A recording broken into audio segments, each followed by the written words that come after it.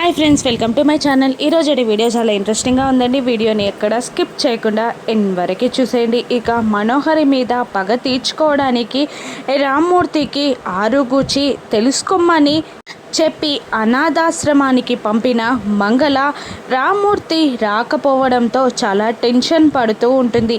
ఏంటి, ఈయన వెళ్ళి చాలాసేపు అయింది, ఇంకా రాలేదు, ఆయనకు నిజం తెలిసిందా లేదంటే నిజం తెలిసి అక్కడే కుప్పకూలి చచ్చిపోయాడా? అమ్మో, అలాగైతే మనోహరి మీద నాకున్న పగ ఎలా తీరుతుంది అని టెన్షన్ పడుతూ మంగళ అటు ఇటు తిరుగుతూ ఒక్కసారి కాల్ చేస్తే సరిపోతుంది కదా అనుకుంటూ రామ్మూర్తికి మంగళ కాల్ చేస్తుంది. హలో అని రామ్మూర్తి అనగానే అమ్మయ్య, ఈయన బ్రతికే ఉన్నాడు అని మంగళ మనసులో అనుకుంటూ ఏమైనా తెలిసిందా అయ్యా అని మంగళ అడుగుతుంటుంది. లేదే, ఏమీ తెలియలేదు, నా కూతురు ఎవరో తెలియదనే చెప్పారు అని రామ్మూర్తి అంటుండగా మరి ఆ రోజు ఫోన్ ఎందుకు చేశారంట అని మంగళ అడుగుతూ ఉంటుంది. తెలియదని చెప్పడానికే, తెలిస్తే మీకు చెప్తామని చెప్పడానికే ఫోన్ చేశారంట అని రామ్మూర్తి బాధగా చెప్తూ ఉండగా ఆగాగాగు, ఒక్క నిమిషం ఆగు, నువ్వు వెళ్ళి నీ కూతురు గుచ్చి అడగగానే తెలీదు అని చెప్పేసిందా, మధ్యలో ఏదైనా జరిగిందా అని మంగళ నిలదీస్తూ ఉండగా లేదే, ఎవరితోనో ఫోన్ మాట్లాడి వచ్చి తెలీదు అని చెప్పింది వార్డెన్ మేడం అని రామ్మూర్తి అనగానే అలాగే అంటూ కాల్ కట్ చేసింది మంగళ. ఆలోచిస్తూ ఉంటుంది. ఇక ఎవరో కావాలనే ఈయనకు నిజం తెలియకుండా ఆపారన్నమాట. ఎవరు? మనువా? లేదు, దానికంత సీన్ లేదు. ఇప్పుడు ఈ విషయం గురించి ఆలోచించదు. ఇంకెవరు? అమర్ బాబా? ఆయన ఎందుకు ఆపారు? అయ్యో దేవుడా, ఈయనకు జీవితంలో తన కూతురు గురించి నిజం తెలిసే అవకాశమే లేదా అని తల బాదుకుంటూ ఉంటుంది మంగళ. ఇక రామ్మూర్తి ఆరుగుచ్చి ఆలోచిస్తూ రోడ్డు పైన నడుచుకుంటూ వస్తూ ఉంటాడు. ఇక రామ్మూర్తి గారి గురించి ఆలోచించిన అమర్ బాగి దగ్గరికి వెళ్తూ ఉంటాడు. ఇక బాగి మొక్కలకి నీళ్లు పడుతూ ఉంటుంది. అప్పుడే అమర్ మిస్సమ్మ అని అనగానే తన చేతిలో ఉన్న వాటర్ పైప్తో అమర్ పైన కూడా వాటర్ పట్టేస్తుంది బాగి. అయ్యో అయ్యో, సారీ అండి అంటూ అమర్ పైన పడిన వాటర్ని తుడుస్తూ ఉండగా పర్లేదు అని అమర్ అంటూ ఉంటాడు. మీ నాన్నగారు హాస్పిటల్ నుంచి డిశ్చార్జ్ అయ్యారు కదా, కొద్ది రోజులు మన ఇంట్లో ఉండి రెస్ట్ తీసుకోమనకపోయావా అని అమర్ అంటుండగా ఇక మిస్సమ్మ లేదండి, ఆయన వల్ల మీకు ఇప్పటికే బోలెడంత ఖర్చు అయిందని బాధపడుతున్నాడు, ఇప్పుడు మన ఇంటికి రాలేరు ఆయన అని అంటూ ఉంటుంది మిస్సమ్మ. లేదు, ఎలాగైనా ఒప్పించి మీ నాన్నగారిని మన ఇంటికి రమ్మని చెప్పు అని అంటుంటాడు అమర్. అలాగేనండి, ట్రై చేస్తాను అని అంటూ రామ్మూర్తికి బాగి కాల్ చేస్తుంది. ఇక లిఫ్ట్ చేస్తాడు రామ్మూర్తి. బాబు అని అంటుండగా నాన్న ఎక్కడున్నావు, ఏదో సౌండ్ వినబడుతుంది, బాగున్నావా అని అంటూ కొద్ది రోజులు బయటికి వెళ్ళొద్దని చెప్పాను కదా అని వార్నింగ్ ఇస్తూ ఉంటుంది. ఏం లేదమ్మా, మీ అక్క గురించి ఏదైనా తెలిసిందా అని అనాథాశ్రమంకి వచ్చి తెలుసుకోవడానికి ట్రై చేశాను అని రామ్మూర్తి అంటుండగా ఏదైనా తెలిసిందా అని అడుగుతూ ఉంటుంది బాగి. లేదమ్మా, అదే మాట, తెలిస్తే చెప్తాం అన్న మాట తప్ప ఏది చెప్పట్లేదు అని రామ్మూర్తి అంటూ ఉండగా ఏంటో నాన్న, అక్క మన కళ్ళ ముందుకు వచ్చి జారిపోయినట్టే అనిపిస్తుంది, నాకు ప్రతిసారి తెలిసినట్టే అనిపిస్తుంది కానీ తెలియట్లేదు, అయినా నా మనసుకి తొందరలోనే మన అక్క మన కళ్ళ ముందుకు వస్తుందని అనిపిస్తుంది నాన్న అని అంటుండగా అవునమ్మా అని రామ్మూర్తి అంటుంటారు. ఇక మళ్ళీ బాగి ఇలా అంటూ ఉంటుంది. కొద్ది రోజులు మా ఇంటికి వచ్చి రెస్ట్ తీసుకోమంటున్నారు నాన్న ఆయన మిమ్మల్ని అని అంటుండగా వద్దమ్మా, ఇప్పటికే నేను అల్లునికి చాలా భారం అయిపోయాను, ఇప్పుడు మళ్ళీ ఆయనకి భారం కాదలుచుకోలేదు అని రామ్మూర్తి అంటుండగా ఇక కళ్ళతోటే బాగి అమర్కి రారంట అని సైగ చేయగానే అమర్ బాగి చేతిలో ఉన్న ఫోన్ని తీసుకొని నేనండి అమర్ని అని అంటుంటాడు. అమర్ బాబు బాగున్నారా అని రామ్మూర్తి అడుగుతుండగా బాగున్నానండి, మీరు ఇంటికి రండి అని అమర్ అంటుంటాడు. అది కాదు బాబు అని ఏదో రామ్మూర్తి చెప్పబోతుండగా నేను మిమ్మల్ని అడగట్లేదు, ఇంటికి రమ్మని చెప్తున్నాను అంతే అని అమర్ అనగానే అలాగే అంటూ రామ్మూర్తి సైలెంట్ అయిపోతాడు. ఇక మళ్ళీ మిస్ అమ్మకి ఫోన్ ఇచ్చి అమర్ అక్కడి నుండి వెళ్ళిపోగానే ఏదైనా గొడవ అమ్మా, అల్లుడు ఎందుకు అంత అర్జెంటుగా రమ్మంటున్నాడు అని రామ్మూర్తి అనగానే, లేదు నాన్న,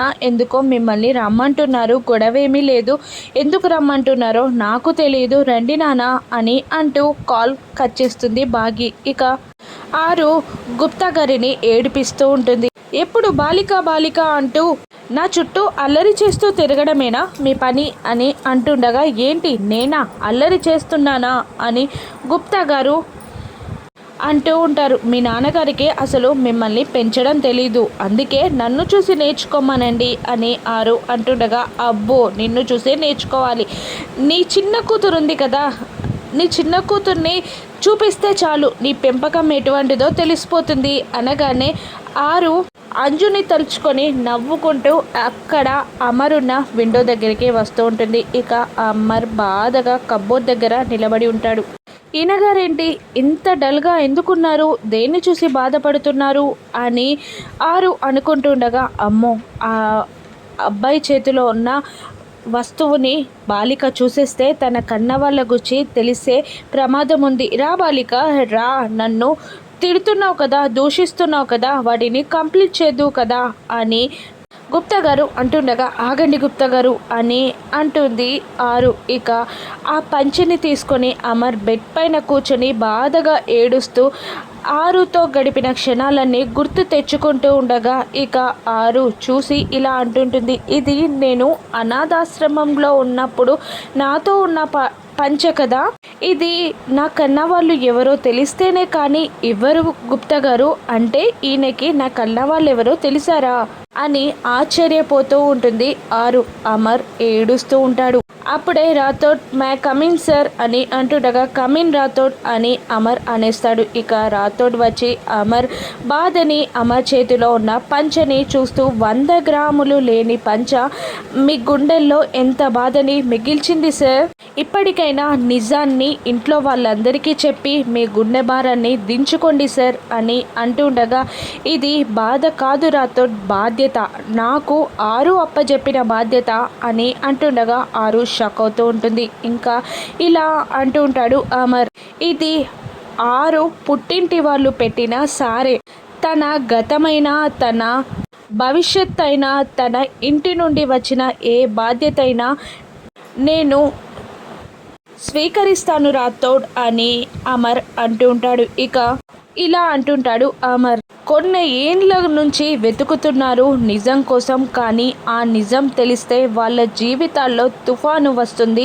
ఆ కష్టాన్ని నేను వాళ్ళ జీవితాల్లోకి ప్రవేశింపజేయలేను అని అమర్ అంటూ ఉండగా, ఇక ఎన్నాళ్ళని ఈ నిజాన్ని దాస్తారు సార్ అని అంటూ ఉండగా, నాకు వీలైతే నా కట్టే కాలే వరకు కూడా ఈ నిజాన్ని ఎవరికీ చెప్పను అని అమర్ అనగానే ఇక ఆరు షాక్ అవుతూ ఉంటుంది. ఇక అప్పుడే మిస్సమ్మ అమర్ ఫోన్ పట్టుకొని రూమ్లోకి వస్తుంది. అమర్ బాధగా ఉండడం చూసి షాక్ అవుతూ ఉంటుంది బాగీని చూసి వాళ్ళ మాటలు వినేసిందేమో అని అమర్ రాథోడ్ ఇద్దరు షాక్ అవుతూ ఉంటారు. మిస్సమ్మ అని అమర్ అంటూ ఉండగా, ఎవరో కాల్ చేశారండి, మీ ఆఫీసర్ ఉన్నట్టున్నారు అని బాగి అంటుండగా, చేతిలో ఉన్న పంచెని వెనక్కి దాచిపెట్టుకొని ఫోన్ తీసుకొని మళ్ళీ ఆఫీసర్కి కాల్ చేస్తాడు. అలాగా సార్, ఇప్పుడే బయలుదేరుతున్నాను అని అమర్ అంటూ, రాథోడ్ సార్ మనల్ని రమ్మంటున్నారు, అర్జెంటుగా బయలుదేరాలి అని అంటూ కార్ సిద్ధం చేయమని చెప్పేస్తాడు అమర్. ఇక బాగి ఎందుకో టెన్షన్ పడుతున్నట్టున్నారు అని బాగి అంటూ ఉండగా, ఇక ఏం లేదు అని అంటూ నిజాన్ని దాచేసి అక్కడి నుండి వెళ్ళిపోతాడు అమర్. ఇక గుప్తా గారిని మళ్ళీ ఆరు ప్రశ్నిస్తూ ఉంటుంది. నా వాళ్ళ గురించి, నా కన్న వాళ్ళ గురించి ఆయనకి తెలుసు కదా, మరి ఎందుకు నిజం దాస్తున్నారు, ఆయన నిజం తెలిస్తే ఎవరికైనా బాధ కష్టం కలుగుతాయా, ఎవరైనా ఏడుస్తారా, ఎన్నోళ్ళ నుండో నా కన్న వాళ్ళ కోసం వెతుకుతున్నాను కదా, నా కన్న వాళ్ళు ఎవరో నేను కన్న వాళ్ళకి చెప్తేనైనా నేను అనాథని కాకుండా ఉంటాను కదా అని గుప్తా గారిని ప్రశ్నిస్తూ, నా కన్న వాళ్ళెవరో తెలుసు కదా ఆయనకి అని అంటుండగా, తెలుసు అని గుప్తా గారు అంటుంటారు. మరి ఎందుకు చెప్పట్లేదు అని అంటుండగా, ఆయన కారణాలు ఆయనకుంటాయి అని గుప్తా గారు అనేస్తారు. ఇక ఆరు తన తల్లిదండ్రులు ఎవరో తెలుసుకుంటుందా రామ్మూర్తి ఇంటికి రాగానే అమర్ ఏమంటాడు? మంగళ నిజం చెప్పేస్తుందా? పిక్నిక్కి వెళ్తున్న బాగి అమర్లని మనో ఏ విధంగా అడ్డుకొనుందో రాను ఎపిసోడ్స్లో చూద్దాం. Thank you for watching.